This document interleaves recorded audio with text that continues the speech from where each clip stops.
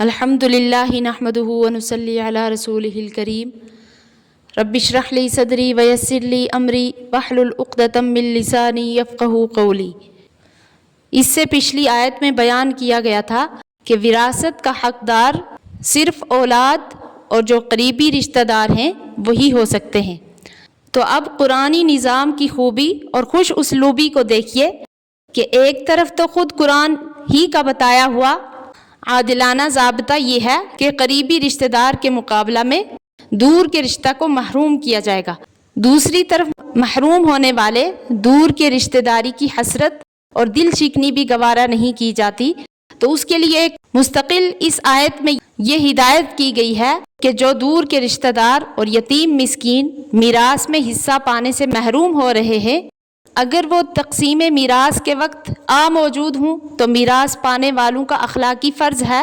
کہ اس مال میں سے با اختیار خود کچھ حصہ ان کو بھی دے دیں، جو ان کے لیے ایک قسم کا صدقہ اور موجب ثواب ہے۔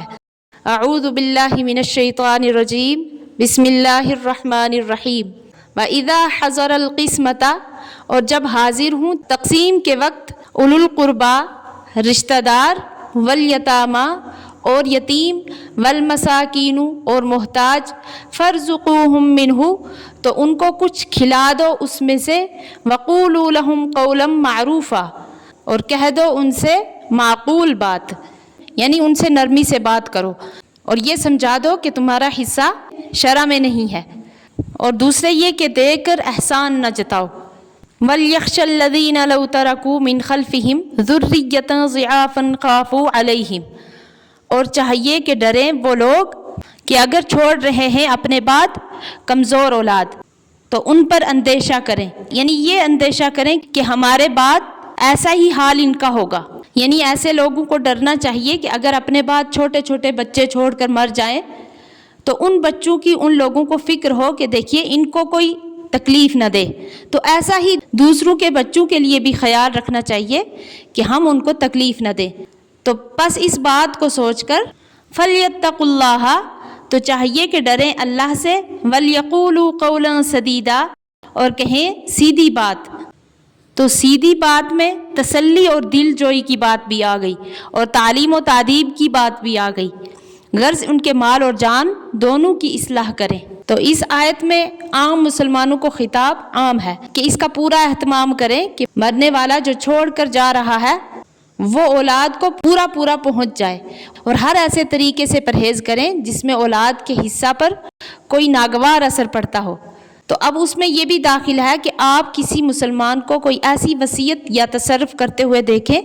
جس سے اس کی اولاد اور دوسرے وارثوں کو نقصان پہنچ جانے کا خطرہ ہے، تو آپ پر یہ لازم ہے کہ اس کو ایسی وصیت یا ایسے تصرف سے روکیں، جیسا کہ رسول کریم صلی اللہ علیہ وسلم نے حضرت سعد بن ابی وقاص رضی اللہ عنہ کو اپنا پورا مال یا آدھا مال صدقہ کرنے سے روک دیا اور صرف 1/3 مال کو صدقہ کرنے کی اجازت دے دی، کیونکہ پورا مال یا آدھا مال صدقہ کر دیا جاتا تو وارثوں کا حصہ ختم یا کم ہو جاتا۔ تو اس میں یہ بھی داخل ہے کہ یتیم بچوں کے اولیاء ان کے مال کی حفاظت اور پھر بالغ ہونے کے بعد ان کو پورا مال دینے کا بڑا اہتمام کریں، اس میں ادنا کوتاہی بھی نہ کریں، اور دوسروں کے یتیم بچوں کے حالات کو اپنے بچوں اور اپنی محبت کے ساتھ موازنہ کر کے دیکھیں، اور اگر وہ چاہتے ہیں کہ ان کے بعد ان کی اولاد کے ساتھ لوگ اچھا معاملہ کریں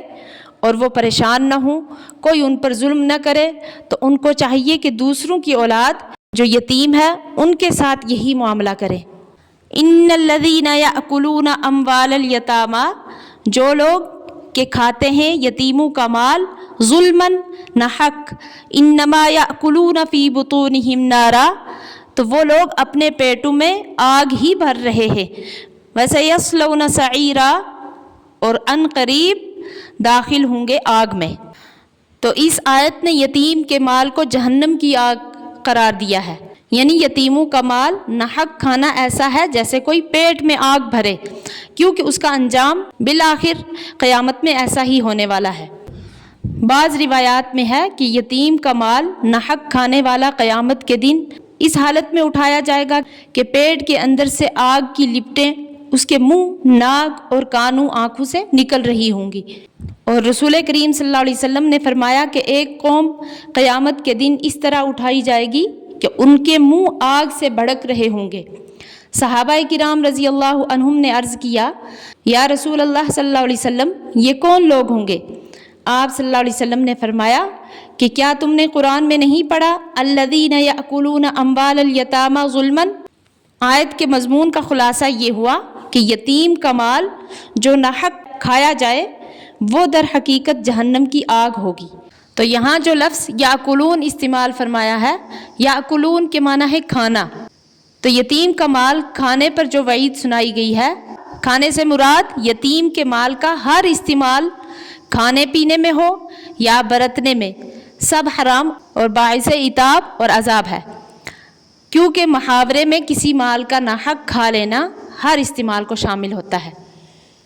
اللہ تعالیٰ صحیح سمجھنے کی توفیق عطا فرمائے، آمین۔